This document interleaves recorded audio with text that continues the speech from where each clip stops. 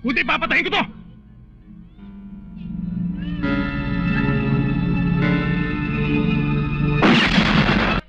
Mga kayata nagsimba ngayon. Mukhang ikinumpisal mo na ang pandaraya mo noong nakaraang eleksyon, kaya ka nanalo. Hindi naman, Sorilla. Ipinagdasal ko lang ang kaluluwa mo na malaulang sinusunog sa impyerno dahil sa ginawa mong pangungurakot sa taong bayan, kaya ka natalo sa nakaraang eleksyon. Pinakinggan ka ba naman ng demonyo? Yan lang naman ang kakapi mo riyan eh. Hindi nga eh.